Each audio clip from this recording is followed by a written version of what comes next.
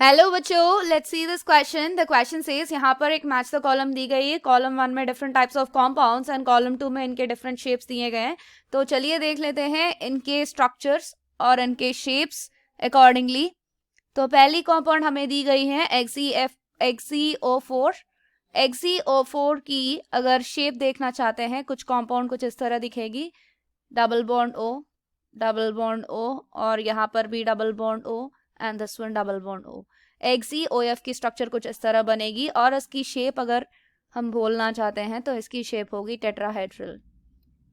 So let us move on to the next compound which is XeO3F2। तो XeO3F2 की structure कुछ इस तरह होगी। Xe, यहाँ पर F होगा, यहाँ पर भी F होगा, और to the side you have O, double bond O, double bond O, और यहाँ पर भी डबल बॉन्ड O। अगर स्ट्रक्चर को देखें तो structure is right.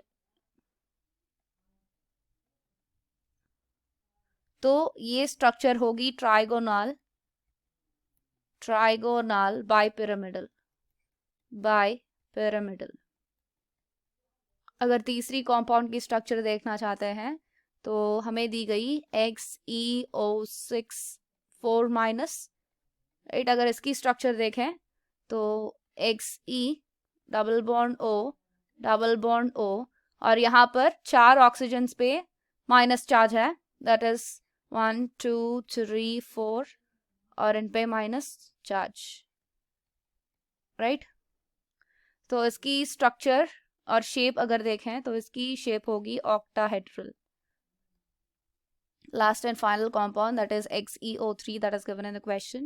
So XeO3 का स्ट्रक्चर अगर हम देखें, so this will be like this: Xe, double bond O, double bond O, and double bond O, और xenon पे होगी एक lone pair of electron. So the structure is, इसकी shape होगी pyramidal. अब हम options match कर लेंगे। XeO3 is matching with pyramidal, that is D will be matching with P. Next, XeO6 4 minus, that is octahedral, octahedral C is matching with S. Or B, XeO3F2 trigonal bipyramidal, B will be matching with R. And A, XeOF4, that is tetrahedral, right, that is matching with Q. So A matches with Q, B with R, C with S, and D with P. So ये रही हमारी answer. I hope you understand it well. All the best.